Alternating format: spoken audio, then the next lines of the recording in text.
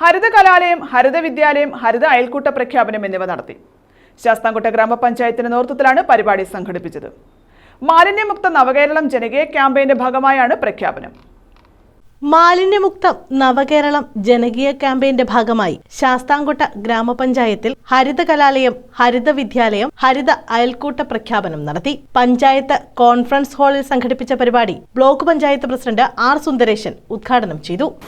ഒന്നാം ഘട്ട പ്രവർത്തനങ്ങളൊക്കെ വിജയകരമായി നമ്മുടെ ഗ്രാമപഞ്ചായത്തുകളുടെ ചുമതല കേരളത്തിലെമ്പാടും അതായത് തദ്ദേശ സ്വയംഭരണ സ്ഥാപനങ്ങൾ തമ്മിൽ അതിന്റെ പ്രവർത്തനങ്ങൾ പൂർത്തീകരിച്ച് അടുത്ത ഘട്ട പ്രവർത്തനങ്ങളിലേക്ക് പോവുകയാണ്. ഗ്രാമപഞ്ചായത്ത് പ്രസിഡന്റ് ആർ ഗീത അധ്യക്ഷത വഹിച്ചു.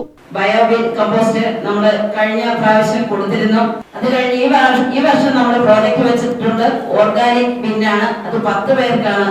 ഇത് എല്ലാ വീടുകളിലും ഈ സംസ്കരണം ജൈവമാലിന്യം സംസ്കരിക്കുന്നതിന് വേണ്ടിയുള്ള പദ്ധതി ഉണ്ടോ ഇല്ലയോ എന്നറിയാനുള്ള സർവേയാണ്. എല്ലാ വീടുകളും മസ്റ്റായിട്ട് കാണണം. 2025 മാർച്ച് 30 നമ്മുടെ പഞ്ചായത്ത് അല്ലെങ്കിൽ നമ്മുടെ സംസ്ഥാനം മാലിന്യമുക്തമാക്കുക, വലിച്ചെറിയ മുക്തമാക്കുക എന്ന ലക്ഷ്യത്തോടുകൂടി വേണം മുന്നോട്ട് പോകാൻ. വൈസ് പ്രസിഡന്റ് ഗുരുകുലം രാകേഷ് സ്വാഗതം പറഞ്ഞു.